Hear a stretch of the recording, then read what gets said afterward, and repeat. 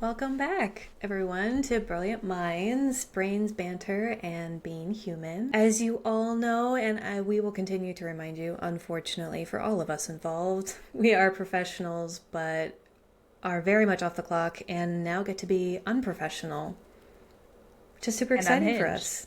And unhinged. I think that kind of just goes without saying. Today we're going to be talking about supervision and like why we love supervising so much. Gosh, where do we even want to start? I feel like there's so many different things I've thought about of why I love supervision, what I've liked about it, all the things, and it's like all over the place. Yeah, I think when I think about this, I am curious to hear from you. Like, what was the thing that kind of, I don't know how to ask the question, but like, why did you start supervising? Or what was the thing that really got you hooked on it? Well, I started initially doing some level of supervision actually in my first job out of grad school. I we had a like social work intern at the time, and social work interns need MSWs as supervisors, and I was chosen as The the chosen supervisor. one.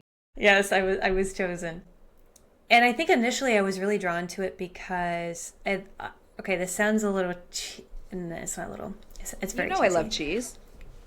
which is I wanted to be able to have the opportunity to make it better for someone, Mm, to like make it easier for someone. yeah. Because specifically in my internships, I don't know what your internship experiences were like. The onboarding for my internships, no matter which one it was, I had three different ones between my bachelor's and my master's. All of the onboarding for every single internship was balls. It was Yeah. really, really tough. It was really hard. And I often felt very isolated in that. Like I didn't have a great support person, Hmm.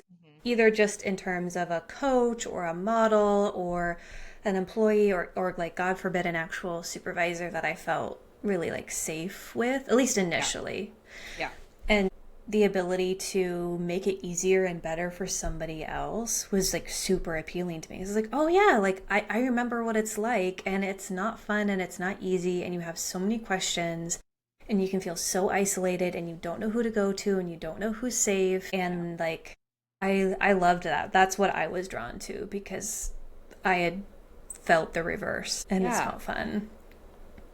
I think my answer to that question is very similar, or at least like parallel to yours in that, where it was like, I wouldn't say I had a bad internship experience or necessarily had a bad supervisor. I just didn't have a supervisor fit.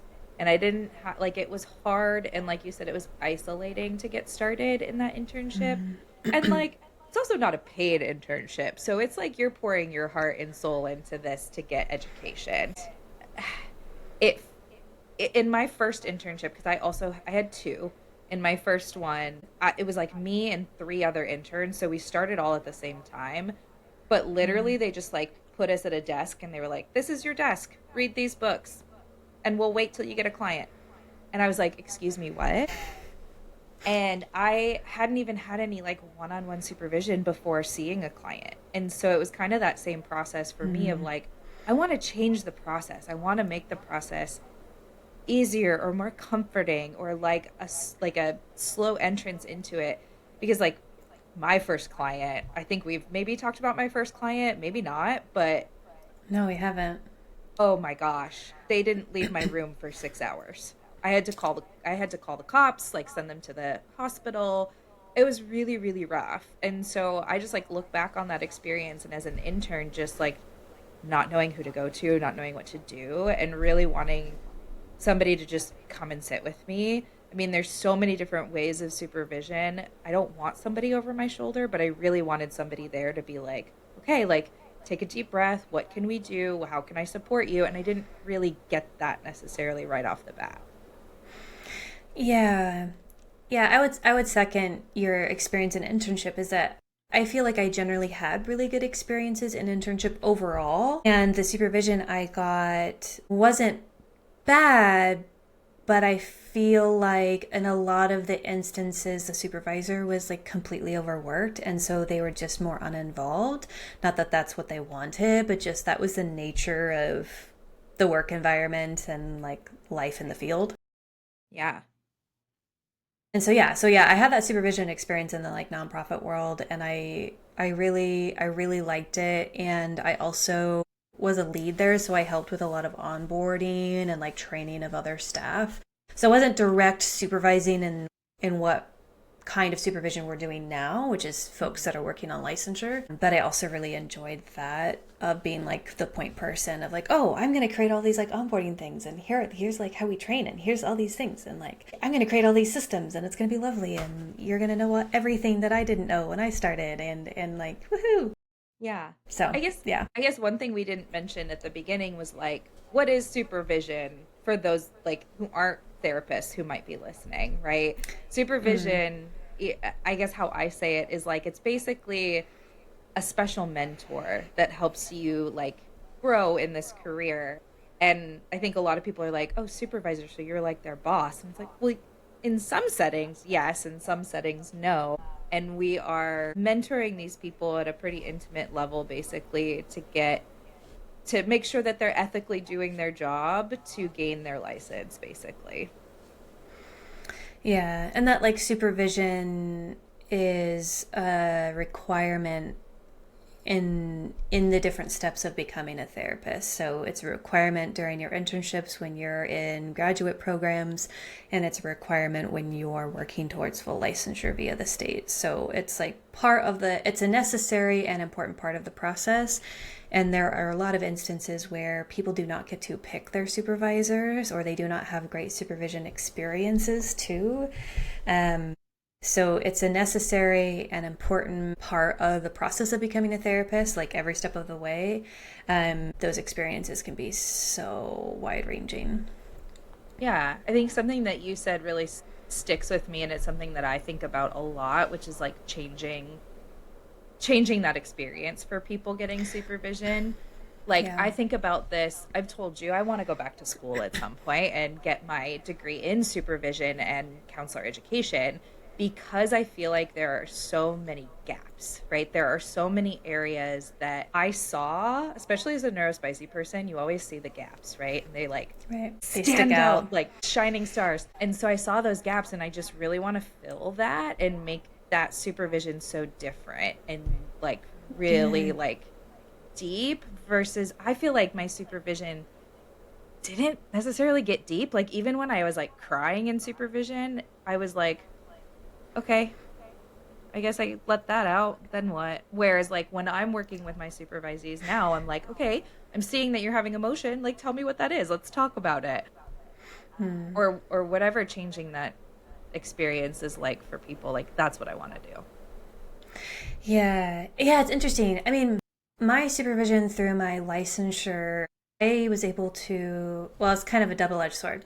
I got to pick my supervisor, but the negative was is that I had to pay for all my supervision out of pocket. So that was like the bummer. By the time, like I felt like I got really good supervision, but most of our supervision was so much more about me navigating my workplace and the Mm, nonprofit setting and the bureaucracy and the yeah. funding and the policy changes and the CEO that seemed to change every year and. Mm, And so I think my supervision could have gotten there if there were less pressing things that were creating barriers in my work. But I never really had the opportunity to get that deep in supervision because it was so the are you familiar with the saying like the tyranny of the urgent? yes. Like it was very much the like crisis of the day basically Yeah. that was taking up that space. Um, so even the ability to provide any level of deeper connection and supervision Yeah. is just by and large drastically different than my own experience. Um, but okay, so I was thinking about this and I was doing rough math. Do Okay. you have an idea of about how many people you've supervised since you started supervising? Oh my gosh. I guess I would never, I haven't even thought about that, but a lot. Right. Yeah. I was kind of putting together rough numbers in my head, and I'm thinking I'm somewhere in like the 20 to 30 range of people that I've supervised. And we've got to be at least the same on that because we started we got our supervision certification around the same time, right? Right. Yeah.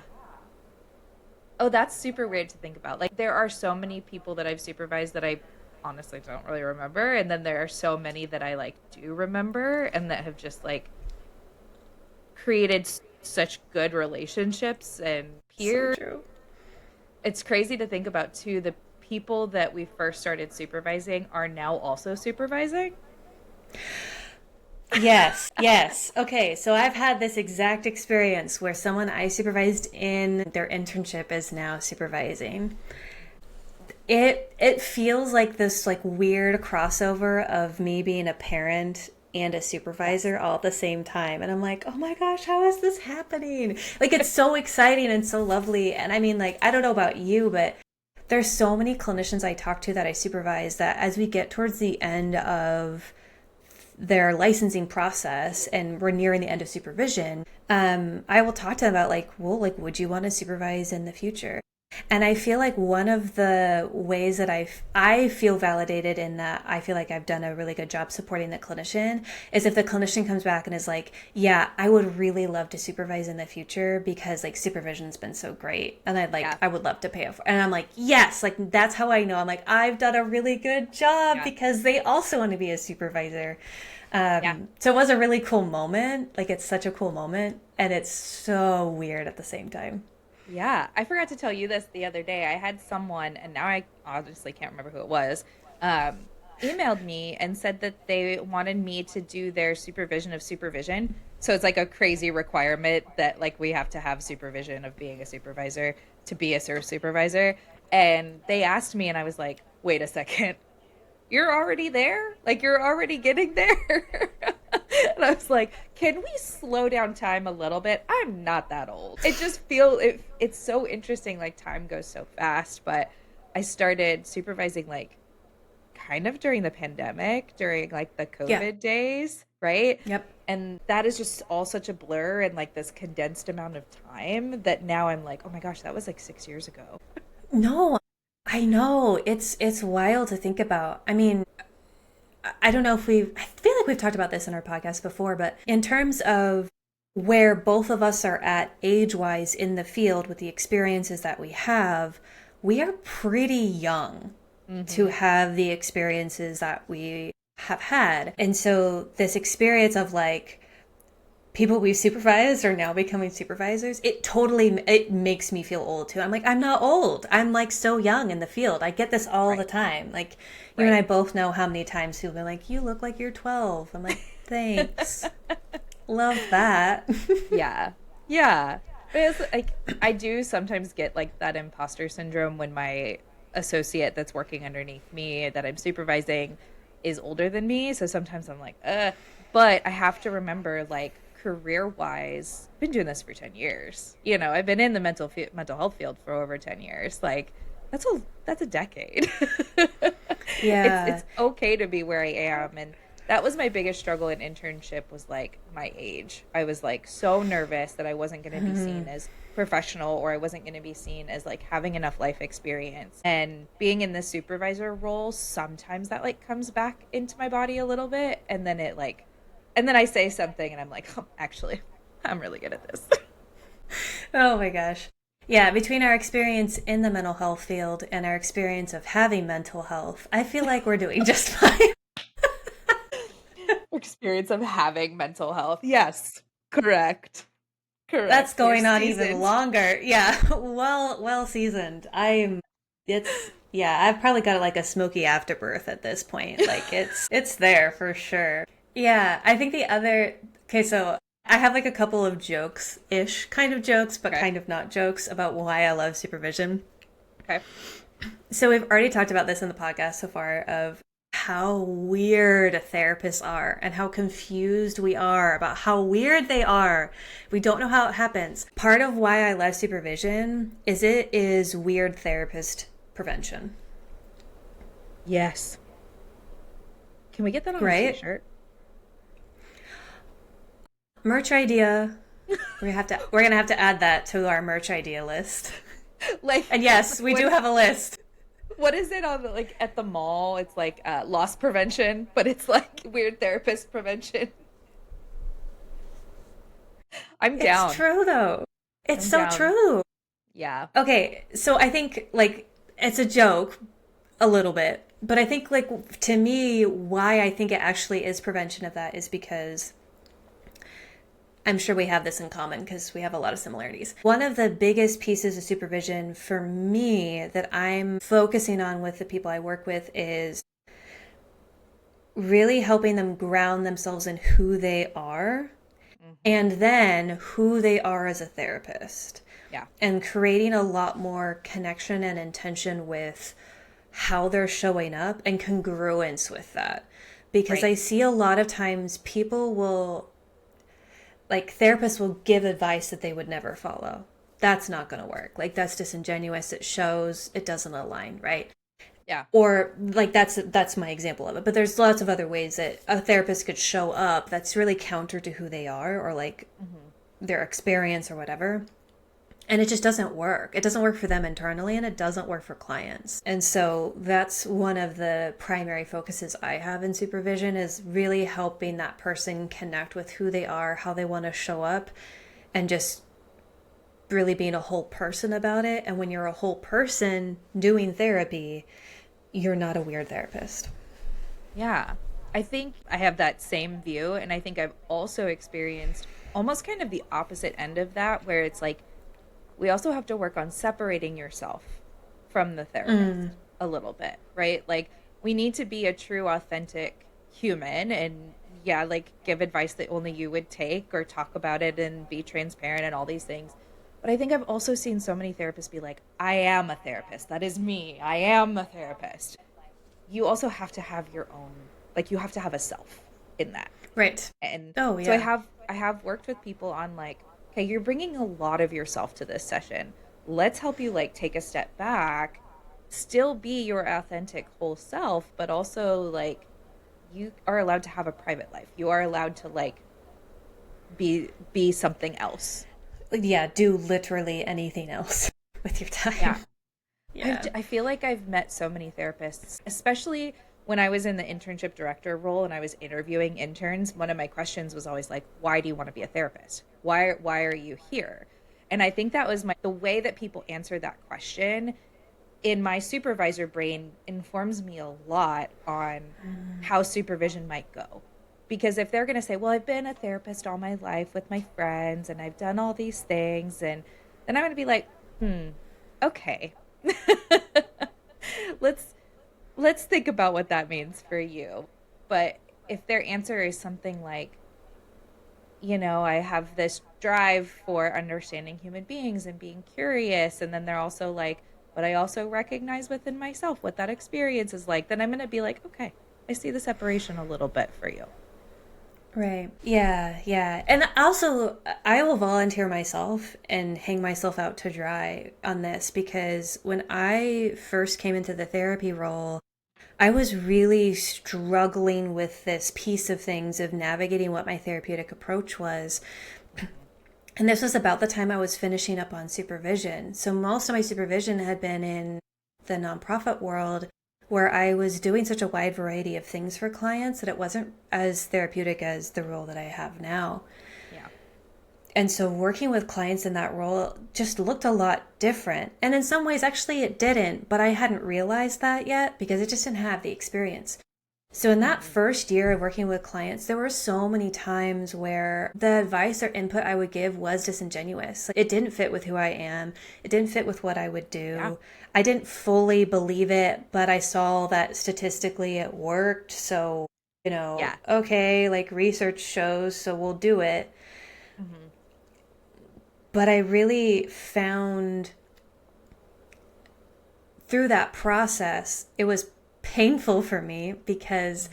I saw how it wasn't working for clients. And when I was in it, I couldn't figure out why. Right. And I think like a decent portion of it was me because I was still trying to figure out what my approach was, how I wanted to work with clients, like the whole deal. So it really does matter being connected and having that cohesion within yourself because it does show up and it does affect people consciously or unconsciously. Yeah, for sure. I mean, I think same for me in that nonprofit world. It was like drilled into me to use CBT or to use I was trained in trauma focused CBT, so they were like do this and do it exactly by the book, and then I learned like, well, that's not working for because I was working with children. Like that's not working. Like they don't want to sit there and do worksheets through this book the whole time. That's not what I want to do. I want to sit on the floor and throw Play-Doh at the wall. Like that's what I want to do. And once I started to realize that, like it was a while into working, it was once I finally had a supervisor that was like, well, what do you want to do? Like, what is your gut telling you? And that experience really stuck with me where it was like, you don't have to do that thing like that. But I don't think a lot of supervisors, especially for interns, like say that type of thing. Like, I think it is so crisis oriented or like issue of the week oriented, where my goal as a supervisor across the board is yes, we're going to make sure that we're checking in on your clients week by week and whatever it is that's coming up. But Right. also, like, I want to touch every single week on, what are you experiencing? Like, how is your therapeutic journey happening? Like, what is it that you need? Yeah. Yeah. And in that way, we're doing our bit for King and Country and preventing weird therapists. Yeah. Like, you're welcome, everyone. Yeah. We've already whipped out there like what 40 to 60 clinicians between the both of us. And filtered some out. Like, I hate to, like, that's the real truth. We have had, I have, and I think you have too, had some clinicians that you're like, this isn't for you. Like maybe in my role a little bit more with the interns, but like having to be like, I'm sorry, I, I can't, I have, like, we're not going to continue and letting them know because we're weird therapist prevention, but we're also gatekeepers. And I hate using the word gatekeeping, but it is like that's what we are. We do have to make sure we're putting ethical and legal and appropriate therapists out into the world. And I'm not going to put someone out there that I feel like is going to be harmful to a person. Yeah, yeah, absolutely. I mean, that's part of the responsibility of being a supervisor. I think that's oftentimes what I see holds people back in the field from becoming a supervisor is they look at the responsibility of being a supervisor and they get way freaked out by it. They're like, Hmm. "Oh my gosh, I could never. I'm not responsible for people. That's too stressful." Blah, blah, blah, blah, blah. Yeah. And yeah, there are some responsibilities of the role that are not always fun to negotiate, and like the benefit that comes out of it is like it's so good. Like we talked a little bit about why we like working with clients and why we like being therapists and all that. And I think a lot of those same things I notice for myself are reasons why I really love supervising too. But the building of a therapist's confidence and how they show up for clients is so fun and beautiful, but also the things that I've learned from the people I've supervised is so like is learning that I wouldn't have been able to learn any other way. Yeah. Like it's like irreplaceable to me. And so between what I get the privilege of learning from my supervisees and getting to help them build their confidence and their skills, it's like a gift. Like it's just the best possible thing. It's so fun. Yeah. It's like it's like a more intimate continuing education course all the time. Like we don't know what's going to happen and we're getting educated all the time. I say this all the Yeah. time, like in consult calls with supervisees or in their first meeting with me. I always talk about like what are your goals, like short term, long term. What are like areas you're interested in, and talk about all those things. And I always end up learning something. And I always tell them like I am actually going to learn alongside you. If you come to me and you're like, I want to learn this therapeutic intervention, I'm actually going to go like quickly look that up and see what that is. I'm not going to do any like deep research, but we're going to learn about this together and we're going to figure this out. Maybe they might educate me a little bit more because maybe they're diving into it deeper than I am, of course. But that is something that I say all the time. Like, you probably will bring stuff to me that I don't know. And that's actually okay. That's a good thing. I want that. Right. Yeah, yeah. I mean, I think about how much I learn from clients. So then if you're supervising somebody that's seen a bunch of clients, you're like doubling and tripling your learning because Yeah. the clients are teaching those therapists are coming to you. It's just like the most beautiful little learning circle that could ever be created. You just said something that I was going to bring up today was that, like, when we have a supervisee, right, we're going to have like double the clients basically. And Right. something that I think about with that is like more tea. I get more drama. Yes. I selfishly, I live for supervisee stories. Like, Oh, I tell know. me everything because I am so Yes. invested in these Yes. lives. Yes. Oh, I know. Oh, I know. It is like, I'm honestly convinced in this field there is nothing better than supervising. Yeah. Yeah. I think, It's so good. I It's mean, I so know good.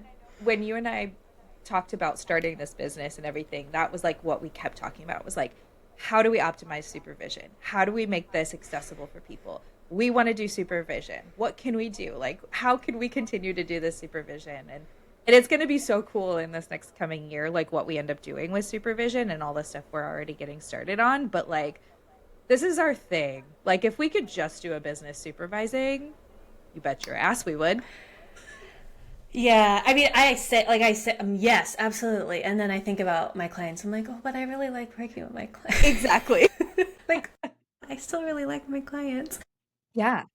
And that's why our Yeah, balance is so good, right? That split of yeah, like clients and supervision. It keeps us on our toes. It keeps us still fresh and like on both ends. engaged. Yeah. Yeah, yeah, yeah, totally. The other thing that I kind of a joke, but it's also true. One of the things I love about supervision, there is nothing in the world that makes me feel as smart as supervision. Yes. Yes. Okay, I have never felt smarter in my life. Then I'll be like, oh, have you thought about this thing? Or it sounds like the client's doing blah, blah, blah, blah, blah.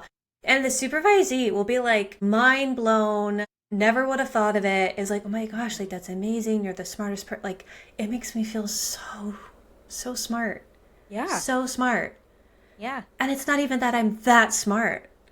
It's just that when you're in supervision, like this is part of the couples with the tea, right? Like we Yeah. love the tea. Yeah. And also, I think a lot of us underestimate how much easier it is to objectively look at something when we are not the therapist, when we are not directly Completely. in it with the client. And Completely. so when I provide feedback, it's like, well, it's a lot easier for me to kind of see it for what it could be or what it is because I'm outside of it. Yeah. But for the person that's in it, it's like brain breaking knowledge. Yeah. But it's part of what I really love about supervising is being able to provide that feedback and it being like, oh, Yeah. like you're right, I should try that, or like I think you're honest, like oh yeah yeah, like that totally connects, and that's why they probably said this thing that I forgot to tell you, and blah blah blah blah blah blah blah. Um, it's like being able to, because we both have that curious brain. It's like being better able to be Sherlock Holmes Yeah. basically and like get out the magnifying glass because we're getting the information kind of secondhand. So it's Mm-hmm. easier, again, like just to see it for what it is. Oh, totally. And I think this is where, that I think that supervision should never stop. Right before we hopped on to record today, we were talking about like there is turnover with supervision because people get their licenses and then you don't need it anymore. But I don't think that that should ever truly be true, right? Like, I think that's where we do need, like, I host a consult group on Monday nights, and you host a consult group during the week. And we need that continued support and consultation for forever. And I think that's another thing that I really like about supervision is that it's this like support network that isn't, yes, it's a requirement for a part of your career, but it's also like, we can do this for everyone. There's, any person can come to us and be like, hey, you're really good at this thing. Can we talk about it? And I'd be like, yes, tell me everything. What do you need? But it's just that ability to like help and support and then feel really freaking smart every single time. Yeah, yeah. I do feel very cool and very smart in supervising. Yeah. It's Oh, yeah. maybe a little bit of a dangerous feeling at this point. That's fair. I feel so much smarter as a supervisor than I do as a therapist. Yeah, what is that? There'll be some moments where a client will say something and I'll be like, what am I even supposed to do with that? Right. But then as a supervisor, there's never been well, I mean, like, there may be some instances that have been like, okay, that's interesting. Haven't thought about that, or like, haven't dealt with that. Let me think about it, blah, blah, blah. And we'll Yeah. talk about it. But there have never been, I can't think of a time in supervision where I felt stuck of like, I don't know what to say at all. Right. I But think with if I clients, I've have, had that, you yeah, know? and I think if I have in supervision, I feel like it feels better to just be like, I don't know what that is. Can you tell me, where it's kind of that like collaborative learning in a session. I feel less able to be like, I don't know. Like I feel like there's like a need for myself to be like, I do need to know what that is. So I think for me that's a little bit of where that comes in. Yeah, yeah. I mean, definitely think there's still instances where it's okay to say with clients, like, like, I don't know that. In the case, and I think both of us are likely to do that. But there is a little bit, maybe less, not grace, but maybe just room for that. Whereas with the supervisee and supervision, there's just more space to be able to be like, well, that's a good question. I haven't had to navigate a situation like that. What do you think? Well, have we absolutely burned ourselves out on talking about supervision, or was there anything else on your mind? I guess like I don't know, has there ever been a moment in supervision that you just like think about all the time? I mean, there's a Like, lot of like little moments, yeah. is there? Not Or all is the it like time, but not like a. I'm trying to think. I mean, I have one that's coming to mind, but I don't know how much I like think about it regularly. okay. But if you ask the question, that makes me think that you have one that you think about regularly. I think it's more so of like it was not a great situation, but like the thing that stands out to me is like the time that I had to tell someone that they weren't a good fit for being a therapist. And I think about it a lot because I think about this a lot because I never want to have to go through it again. But at the same time, I'm always like, it reminds me that like I can do it and that I am important in this role. And so it is kind of something that I think about in the sense of reminding me how smart I am and how good I am at supervision. And it was really sad and it was a hard thing to go through for me and that person. But I am so glad that I did it because I have had bad Yeah. therapists and I don't want to put that out there and I don't want to harm someone by putting that person out there. So that's kind of what comes up for me when I ask that question. Yeah. I mean, the moment that sticks out to me that I've had many iterations of this kind of conversation with supervisees, but this particular conversation I think just really like just sticks out in my mind. And it was somebody that I supervised during their internship, and then as they transitioned into you graduated and transitioned into working on their license, I supervised them as well. And as you and I both have experience, especially when you're interns, but even as you're navigating what it means to be a therapist in the field, there is a lot of anxiety, like a lot of anxiety, a lot of what if, a lot of doubting yourself, just so many questions. Mm-hmm. And I love working with that. I really do. And I just had this one particular supervisee, and there was so much anxiety and so many questions around, well, what's the system and what's the answer and what's the right way to do things and how, just very much caught up on, well, what's the right thing to do? Mm-hmm. What's the best thing to do? And I eventually got to a point where I said, this is getting to a point where I cannot help you with this anymore. You will have to step back and decide for yourself if you can accept ambiguity in this field or if you can't. And if you can accept ambiguity, I don't know how I can support and help you in this role. Yeah. Yeah. But you for yourself need to step back and think about, can you as a person be okay with the fact that there's not always going to be an apparent right answer for every single situation you come across. And that even if you think you've come up with the right answer for one client, it might not be the right answer for the next. And I've had iterations of that conversation in a lot of different ways with supervisees, but in that one in particular, I really had to draw a harder line. And it ended up being really, really helpful for that supervisee. And even to this day, they will still bring up, like, I'm so glad you kind of drew a hard line in the sand and made me face this thing I was really wrestling with that I couldn't really see for what it is. And it was really like my own need to do the right thing, and it had really nothing to do about my clients. It just had to do with me. So that really sticks out to me in terms of my experience supervising. But also when you ask that question,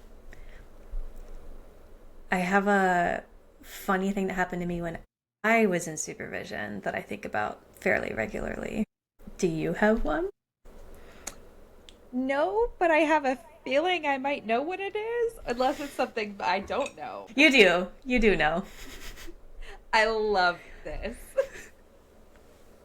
So when I was in supervision, I was right towards the end of getting my license. I was a total slog. I was pregnant. I was fully remote, working telehealth. And so because of that scenario, I was able to, if I wanted to, hide my pregnancy or not disclose it to my clients for pretty much as long as I wanted to, because they saw me from, here up. And I brought up my pregnancy with my supervisor because I was still taking new clients, but I knew I was pregnant, and I was really trying to navigate, okay, when do I stop taking new clients? When do I start talking to folks about having to go out on leave, and really navigating that experience? But then also, in addition to that, there's a lot of like weird social norms about, like, it wasn't just me like taking a trip.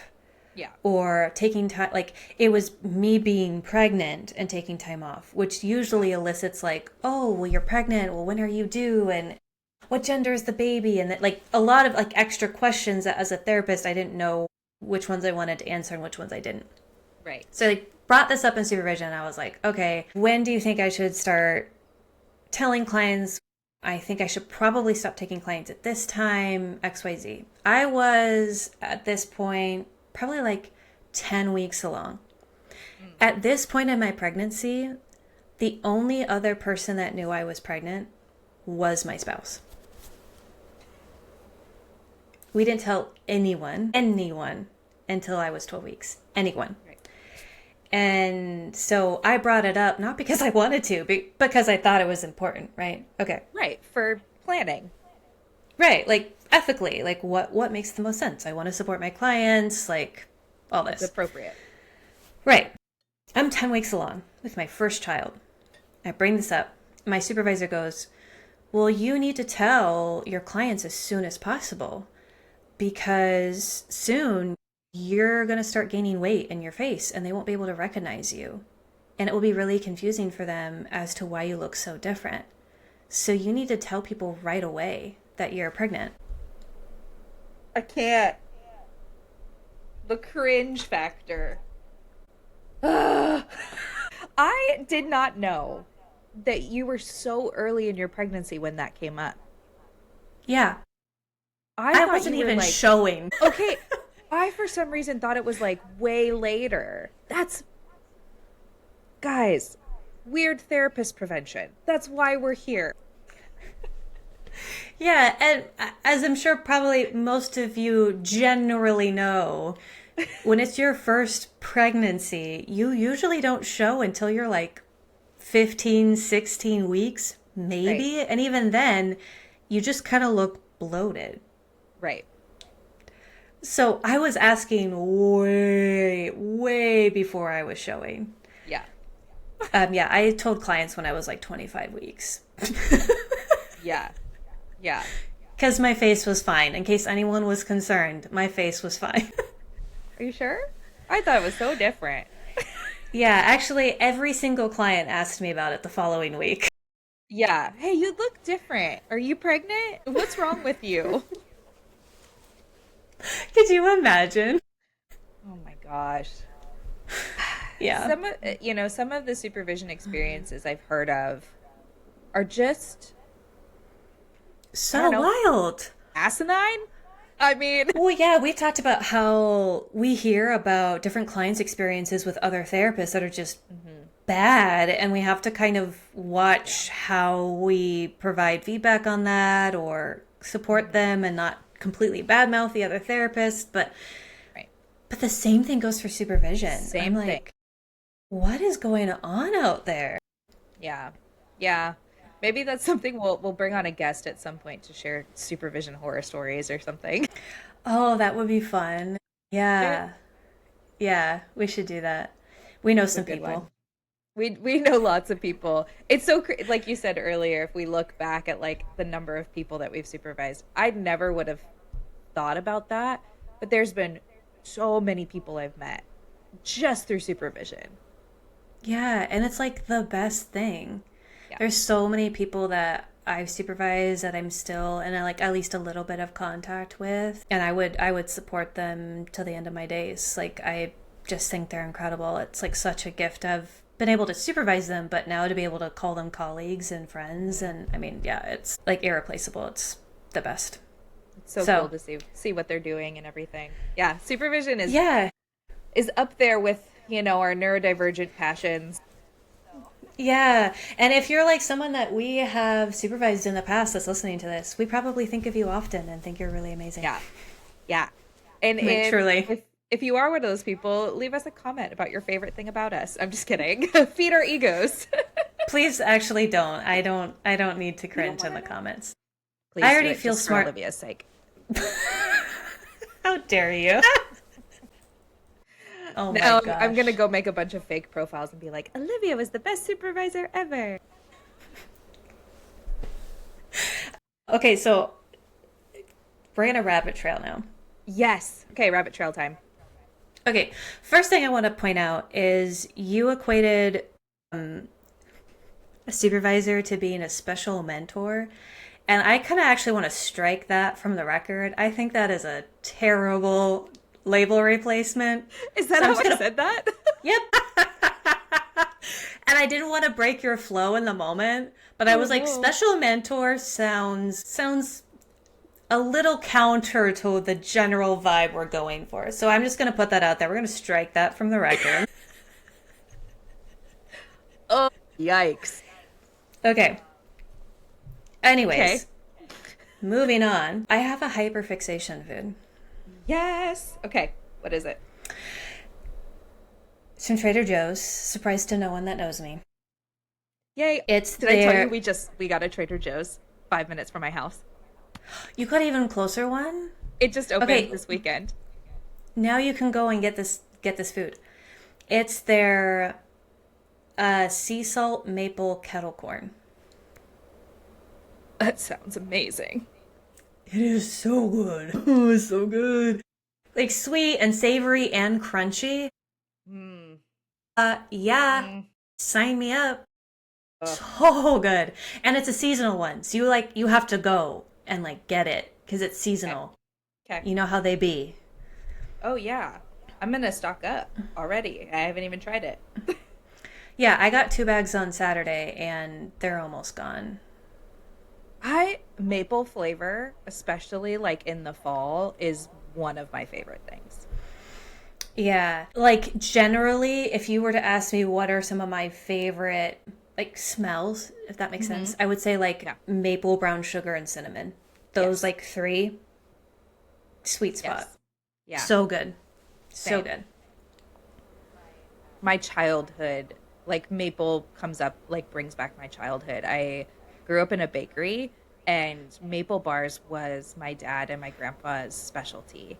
And like that was what we sold the most of. Actually, at my grandpa's funeral, my dad made 200 maple bars, and all Oh of them my were gosh. gone within like 5 minutes. And so, like, maple, just like that whole scent brings back this like happy childhood memory of like spending time in this bakery and just like loving all the people that loved my dad and my family. Like it just brings back so many happy memories for me. Oh, that's so sweet. That's kind of Yeah. funny. I have like a different nostalgic piece with maple. growing up, we have this family recipe for cinnamon rolls, Okay. and we took it from the Amish. They know what they're doing. Yep. And the secret ingredient in the cinnamon roll recipe is, you'll never be able to guess it, mashed potatoes. What?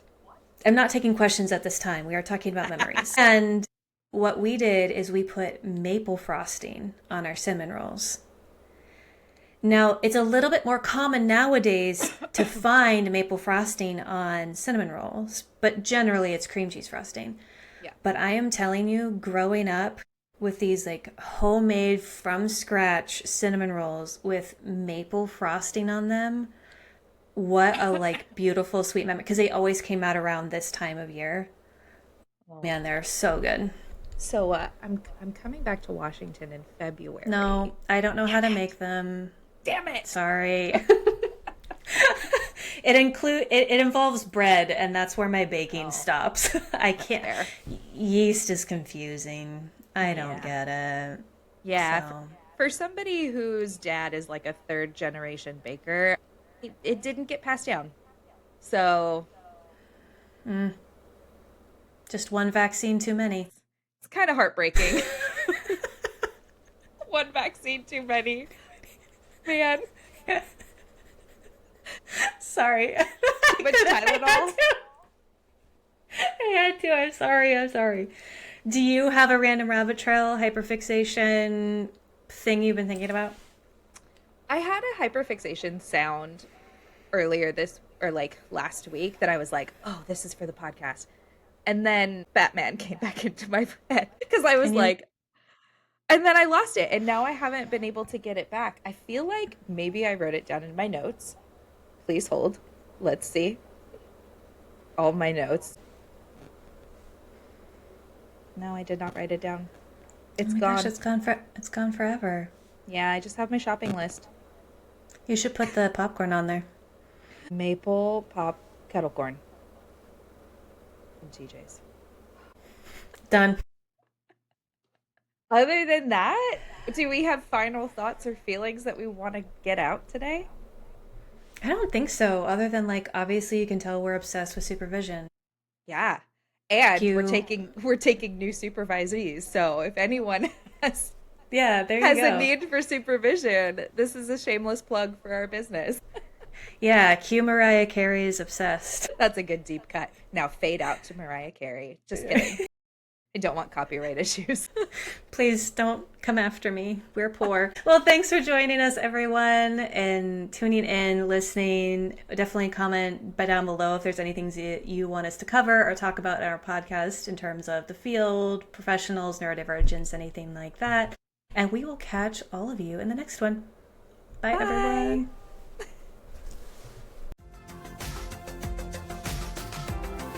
This podcast is for informational purposes only and should not be considered legal, health, tax, or professional advice. Always consult a licensed professional for specific advice related to your situation. And just a quick note to all you listeners. Yes, we're real therapists, but please remember this podcast isn't therapy. We're here to share ideas, have some laughs, and maybe make you think. Just maybe.